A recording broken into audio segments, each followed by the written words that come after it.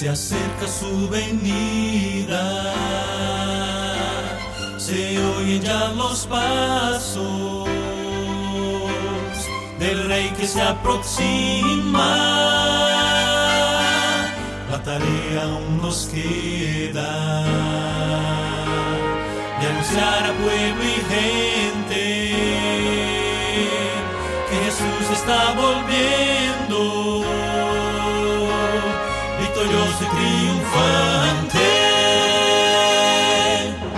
Pronto vendrá, Cristo muy pronto vendrá. Pronto vendrá, pronto Jesús volverá.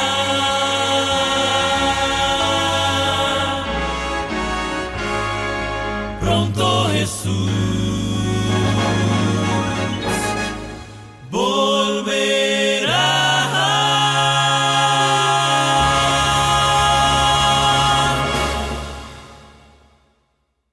Sí, amados amigos y hermanos, muy buenos días a todos. Contentos y felices de poderles saludar nuevamente en este día santo, santo sábado del Señor, como dice el himno, que en Edén santificó.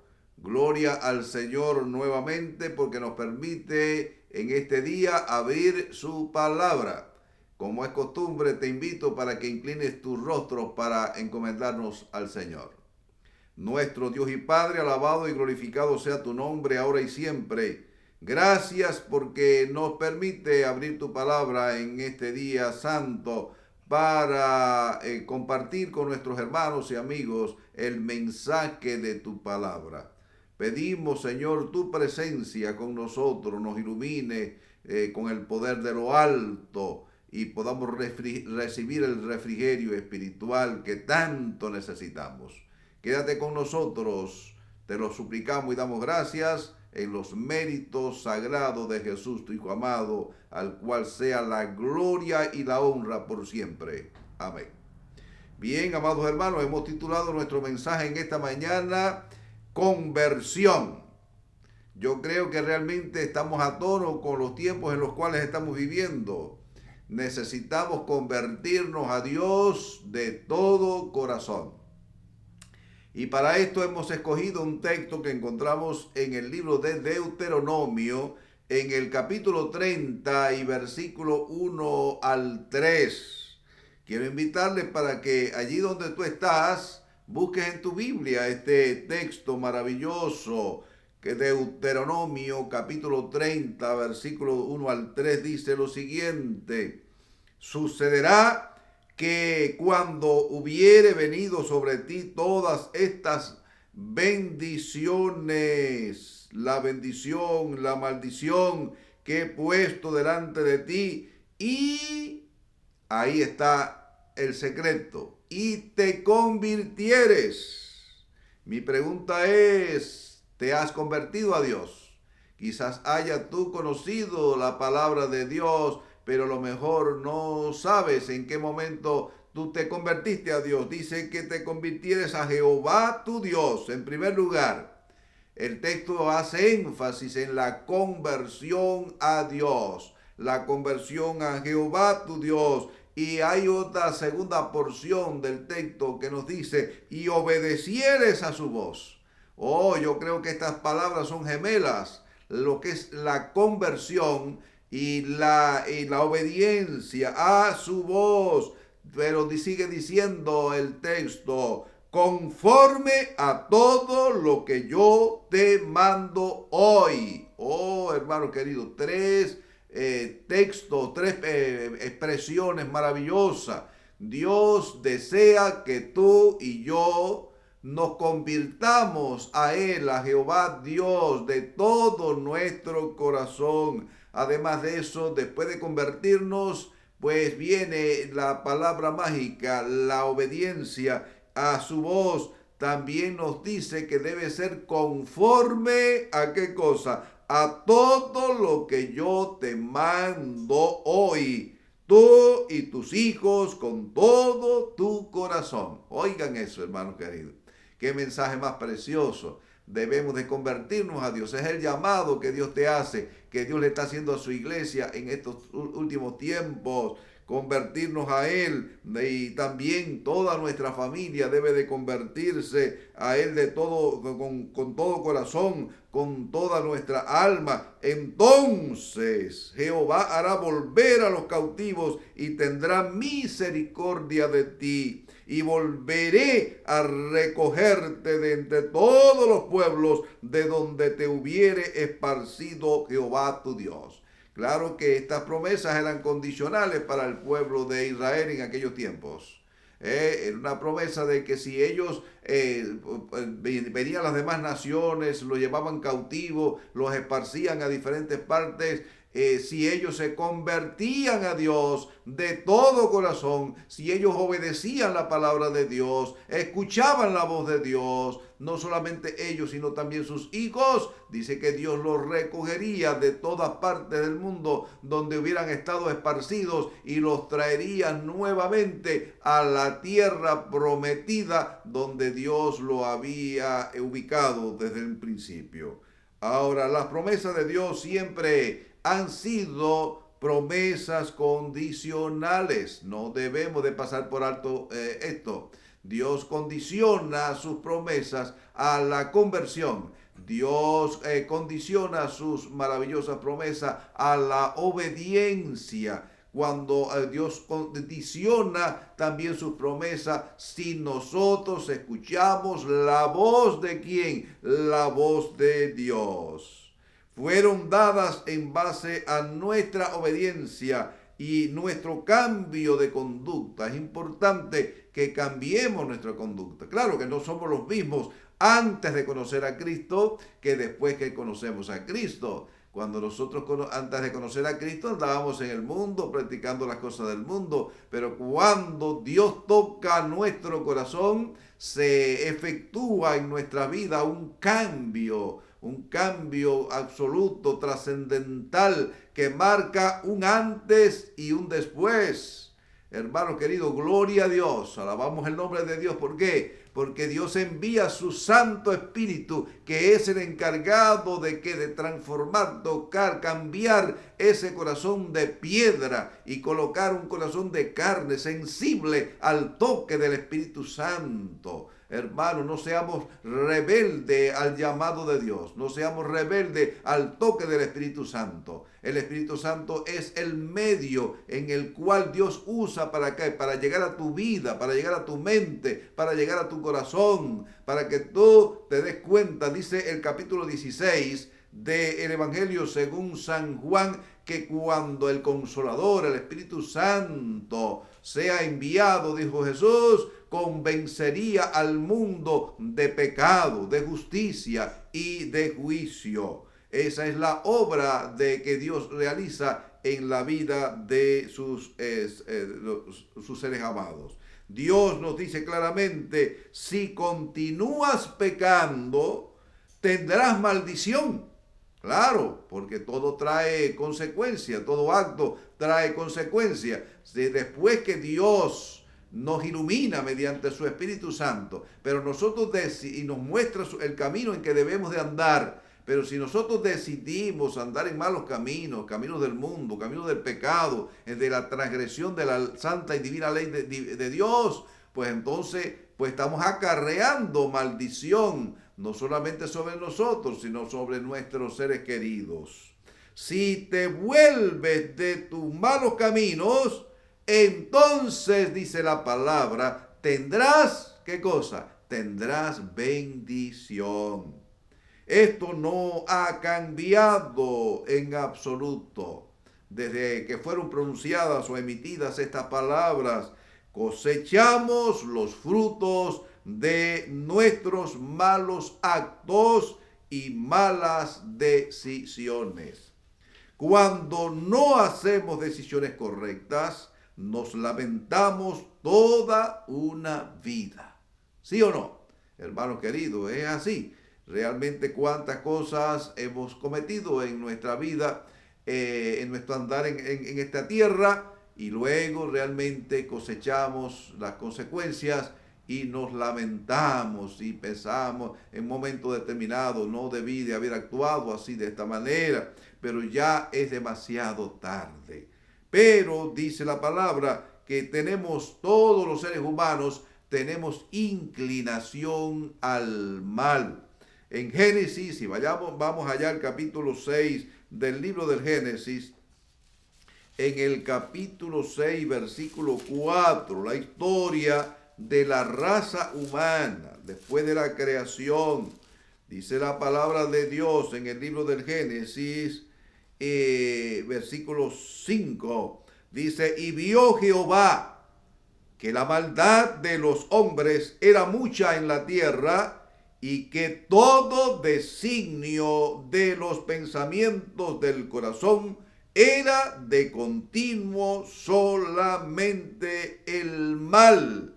Y se arrepintió Jehová de haber hecho hombre en la tierra, y le dolió en su corazón. Hermano querido, qué cosa más triste, aquella generación de hombres después de la entrada del pecado a esta tierra. Dice la palabra que todo designio del corazón del hombre era de continuo solamente hacer ¿qué cosa? Hacer lo malo.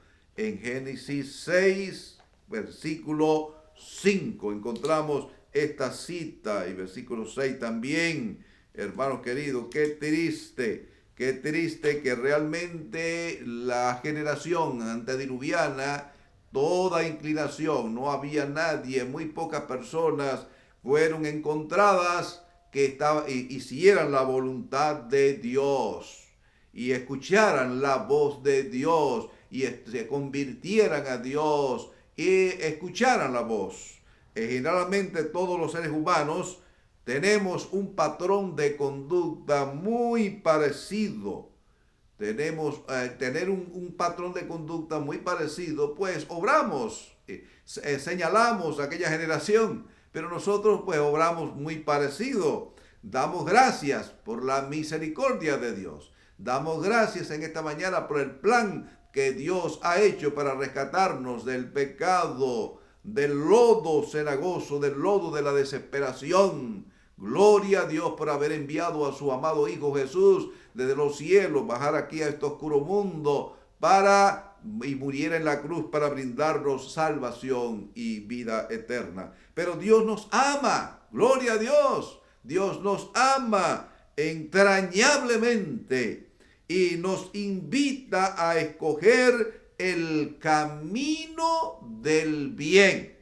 Es decir, de que Dios sabe que la inclinación tuya, la inclinación mía es hacia lo malo, pero Dios nos ama tanto que nos indica el camino que debemos de andar. Y además, hermano, nos rescata del hoyo de la desesperación del pecado. Gloria al Señor. Y nos muestra el camino de justicia. San Pablo nos dice en Romanos capítulo 15 y versículo 4, porque las cosas que se escribieron antes, se escribieron ¿para qué? Para nuestra enseñanza. Gloria al Señor, ¿para qué? A fin de que por la paciencia y la consolación de las Escrituras tengamos esperanza. Alabamos el nombre de Dios nuevamente. ¿Por qué? Porque si no fuera por la palabra de Dios, que nos trae consuelo, nos trae paz, pero también nos trae orientación divina. Las cosas que se escribieron, las experiencias que pasaron nuestros antepasados, nos sirven hoy en día, en pleno siglo XXI, en esta generación en la cual nos ha tocado vivir. ¿Para qué? Para que nosotros no caigamos en los errores que ellos cometieron. Y es por eso que debemos de repasar la historia de aquellos que nos antecedieron y aprender de sus errores. La inclinación del pueblo de Israel a la adoración de ídolos. Eran dados a ídolos. Por ejemplo, Efraín era una tribu que era dada a ídolos hasta que Dios le dijo, no, déjalo. Efraín es dado a ídolos, déjalo. Y así muchas veces nosotros también, ¿verdad? El Espíritu Santo llega y toca a nuestra vida, a nuestro corazón, nos señala el camino que debemos de andar, nos convence de pecado, de justicia y de juicio, pero nosotros le hacemos caso omiso al llamado, al toque del Espíritu de Dios, hasta que llega un momento en que cometemos el pecado imperdonable, que es el rechazo al Espíritu Santo. Ya Dios no tiene forma de llegar a nosotros, y entonces por fin nos dice, déjalo, se agota su gracia, se agota su paciencia de luchar. Ahora en Hechos capítulo 3 y versículo 19 encontramos aquella experiencia cuando el apóstol Pablo, predicando aquel sermón elocuente, pero además de ser elocuente era un sermón lleno, poderoso, lleno del poder del Espíritu Santo, aquella multitud de miles de personas que se habían congregado allí para escuchar la palabra de Dios.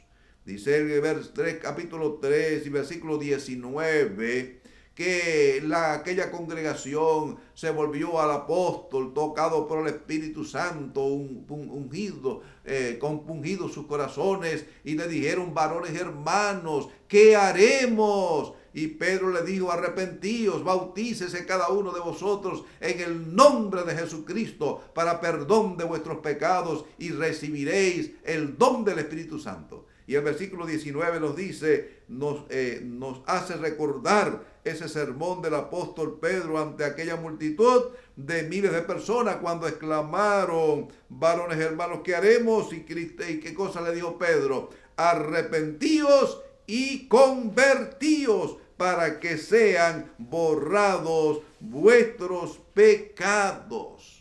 Así que dos palabras claves encontramos nuevamente que se repiten en este sermón histórico. La conversión unida al arrepentimiento.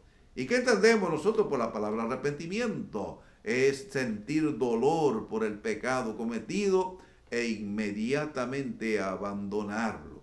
Es decir, que como decíamos al principio, que tú y yo tenemos el mismo patrón de conducta de los antediluvianos. Es una herencia triste que hemos recibido, producto del pecado que se ha transmitido de generación en generación, y nosotros no escapamos, llega hasta nuestros días. Pero gloria a Dios, porque Dios continúa siendo el mismo ayer, hoy y por siempre. Y la misericordia de Dios, el brazo de Dios no se ha cortado para rescatarte, para salvarte donde quiera que te encuentres. Y Él nos dice, arrepiéntete, pero también nos dice, conviértete a mí de todo vuestro corazón. Escucha mi voz. Y sigue diciendo allí en el texto, y te convirtieres a Jehová tu Dios. Aleluya, gloria al Señor. Dice, el tema de la conversión parece ser la constante en los libros de la Biblia, un requisito divino. Dios espera frutos. ¿Qué espera Dios de ti? Él hace su obra, Él realiza su obra mediante el Espíritu Santo en tu corazón. Quebranta tu corazón. Pero finalmente, ¿qué cosa está esperando Dios? Que tú te conviertas a Él. Que tú cambies tu manera de tu conducta conductual. Ahora, en el capítulo 5 del libro del profeta Isaías, en el Antiguo Testamento, Dios lo presenta en la parábola de la viña. Si vas allí al capítulo 5 de Isaías, la vamos a leer, dice que Dios escoge primeramente un terreno. ¿Qué cosa hace Dios? Dios escoge un terreno. Antes de plantar la viña, escoge el terreno. ¡Qué elección más maravillosa! Es decir, que todo lo realiza Dios. Luego, ¿qué hace? Dios le quita las piedras. Bueno, ya en Palestina sucede eso, de que hay muchas piedras. Y entonces luego dice que cava y abona el terreno. Entonces, ¿qué otro paso nos dice en el capítulo 5 de Isaías? Dice que luego Dios escoge vides las plantas de uvas, la trasplanta, la pone allí, en aquel lugar que ha sido despedregado, que ha sido abonado, ha sido acondicionado, y siembra la matita de uva de la vid. Y entonces, ¿qué más hace Dios? En el capítulo 5 dice la palabra de Dios que edifica una torre. Esa torre era una representación del templo de Dios. ¿Para qué Dios mandó a construir un templo, un santuario? Dice el capítulo 25 y versículo 8 de Éxodo: me harán un santuario para mí y yo habitaré en medio de ellos. Quiere decir de que si Dios planta en medio de la viña de vides escogidas, planta un tabernáculo, planta una torre, un templo, ¿es para qué? Para habitar en medio de su pueblo. Dios quiere habitar en tu corazón. Dios quiere habitar en la iglesia. Dios quiere habitar en cada uno de nosotros. Gloria al Señor. Además de eso, la cerca de un vallado. El vallado no es otra cosa que la ley de Dios, la ley de los 10 mandamientos. ¿Y para qué sirve el vallado? Una cerca sirve para proteger la viña de los animales, para que no se coman y no la destruyan. Por lo tanto, alabamos el nombre de Dios, porque necesitamos la santa y divina ley, esa ley de los 10 mandamientos que fue promulgada en el monte Sinaí, es para nuestro bien. Es por eso que el apóstol Pablo nos dice en Romanos capítulo 7, versículo 12, que la ley de Dios es santa, es justa y buena. Y el salmista también nos dice: bienaventurados los de limpio corazón, ¿verdad? Bienaventurados aquellos que meditan en la ley de Jehová de día y de noche. Serán como árbol plantado junto a corrientes de agua, que da su fruto a su tiempo, que su hoja no cae, y todo lo que hace prosperará. Entonces, ¿qué más hace Dios con la viña? Dice que planta allí un lagar. El lagar no era otra cosa que un hueco allí en una piedra donde se echaban los racimos de uva. Venían allí los viñadores descalzos y comenzaban a machacar allí las uvas. Había un conducto por lo cual salía el mosto, el vino, el jugo, el precioso vino, producto de la uva.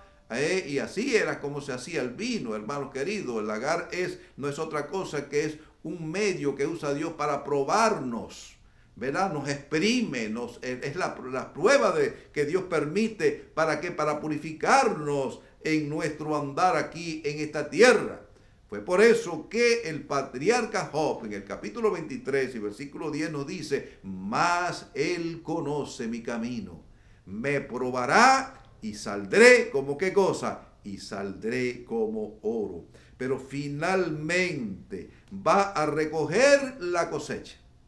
Después de haber plantado, haber acondicionado la viña, el terreno, después de haber plantado el templo, después de haber plantado edificado el lagar, y haberla cercado con su santa y divina ley, los 10 mandamientos que fueron promulgados en el Sinaí. ¿Qué hace Dios? Dios viene, le da la vuelta allí a su viña después de haberla acondicionado y preparado y cuidado durante cierto tiempo. Entonces Dios viene a recoger la cosecha final. Dios viene, te examina. Pero ¿qué ocurrió en esa ocasión? Capítulo 5 de Isaías. Pero finalmente va allí y él esperaba uvas especiales y un fruto digno. ¿Y qué sucede? Ve que la cosecha es pírrica, no está en acorde con los gastos que él ha realizado en la viña. Encuentra uvas, pero uvas silvestres, uvas ácidas. Oh, hermanos queridos, qué decepción la de Dios. Y así sucede con nuestras vidas después que Dios nos ha brindado su gracia. Después que Dios nos ha concedido su misericordia, después de su sacrificio en la cruz del Calvario, para que tú y yo alcanzásemos salvación, pues, ¿qué ocurre? pues no nos hemos convertido de todo nuestro corazón. No hemos escuchado la voz de Dios que nos llama a vivir una vida santa y a prepararnos para su glorioso encuentro. Luego da una sentencia. Dice, díganme ustedes, ¿qué haré? Con las manos, yo me imagino con las manos en la cabeza. ¿Qué haré con mi viña ahora? Quitaré su cerca. Oh, imagínate, Dios quita la cerca, quita la ley de Dios. ¿Qué va a suceder? Para que sea hollada por los animales. Hermanos queridos, lamentablemente hoy en día muchos combaten la ley de Dios. Piensan de que Cristo ya la cumplió por nosotros, que fue clavada en la cruz. No, hermanos queridos, una viña que no esté cercada con el vallado, con la ley de Dios, ¿qué ocurre? Pues entonces esa viña va a ser hollada, esa viña va a ser destruida por los animales. Ahora derribaré el templo. Oh, una sentencia mala. ¿Por qué? Porque no, Cristo se hastía de una vana adoración. No más de mi, está diciendo, no más de mi presencia.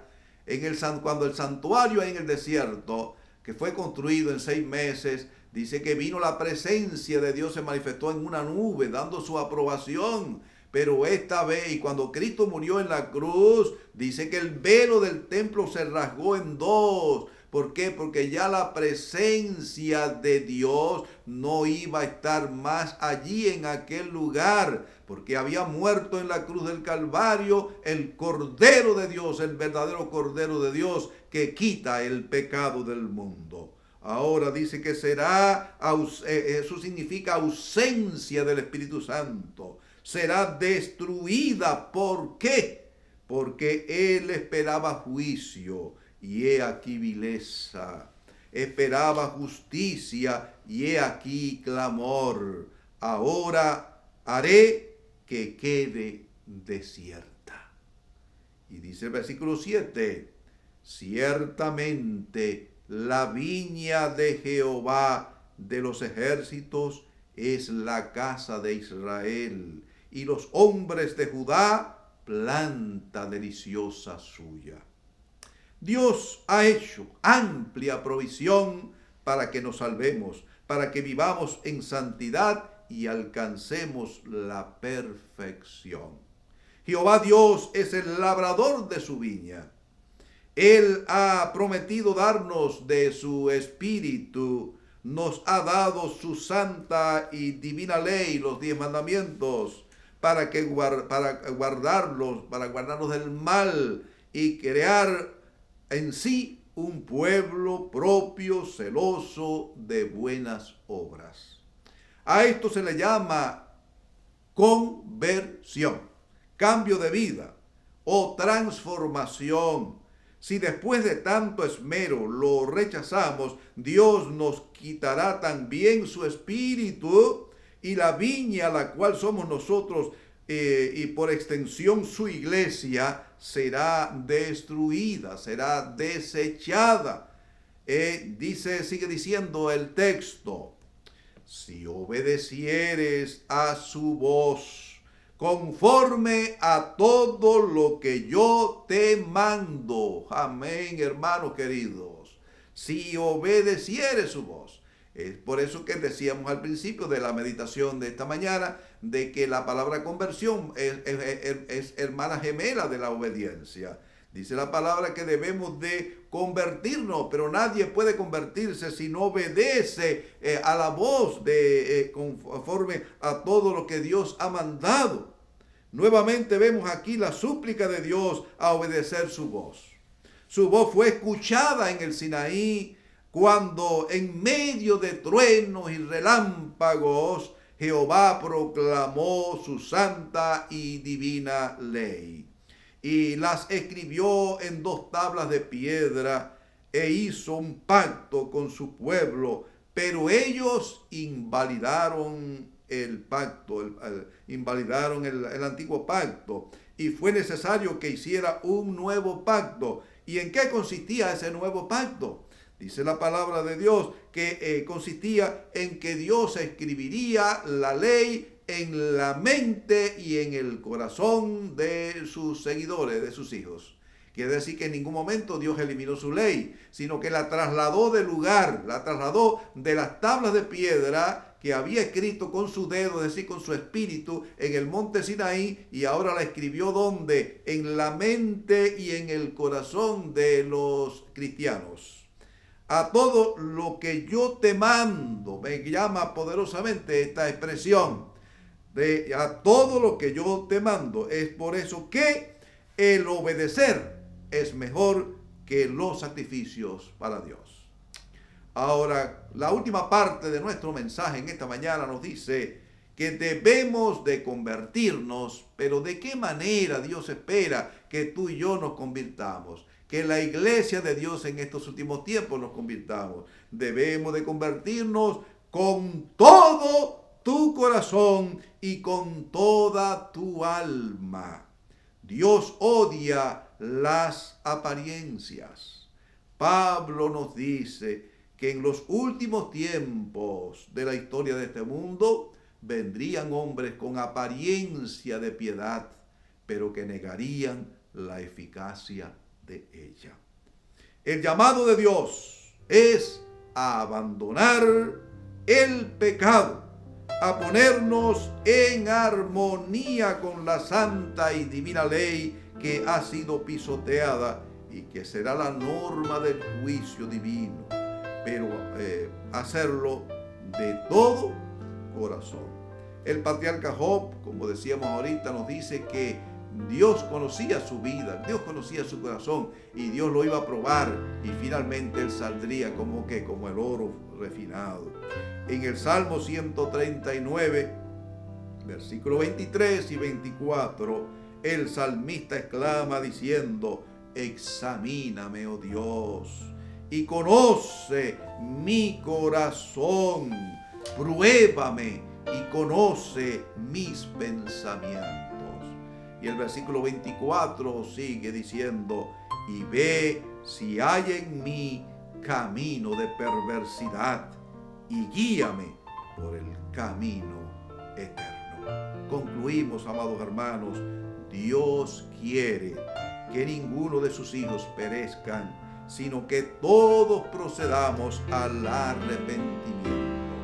Deja que el Espíritu Santo quebrante tu corazón y ponga un corazón de carne sensible al toque del Espíritu Santo. Que Dios añada su bendición sobre su palabra en esta mañana. Ahora quiero invitarte a que te unas con nosotros en las notas de este bello himno 363 en el Himnario Nuevo Adventista, 363.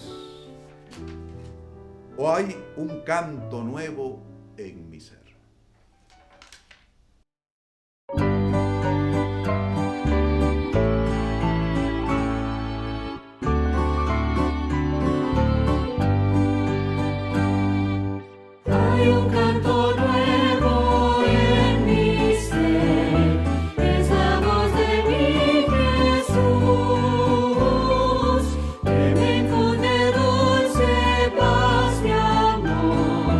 Al andar yo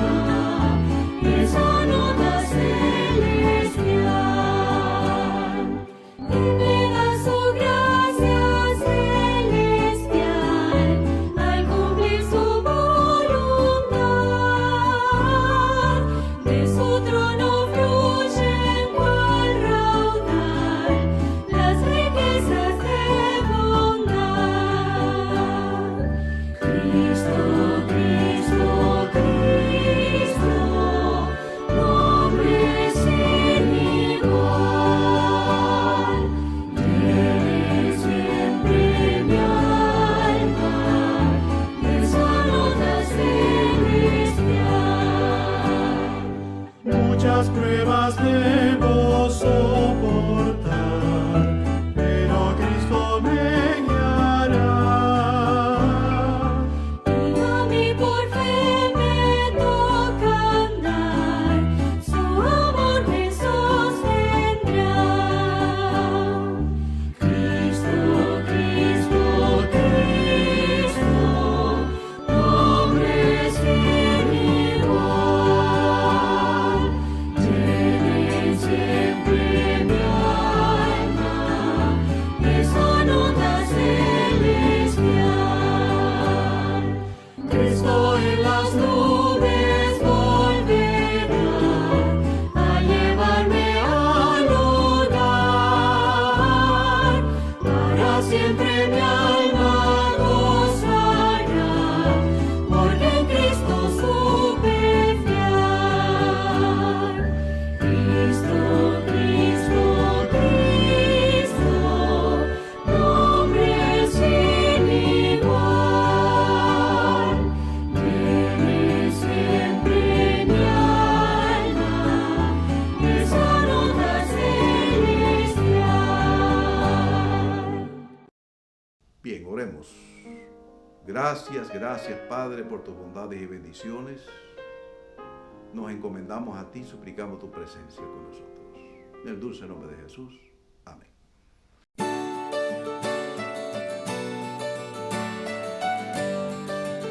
Jehová te bendiga y te guarde. Jehová haga resplandecer su rostro sobre ti y tenga de ti misericordia. Jehová alce sobre ti su rostro y ponga en ti paz.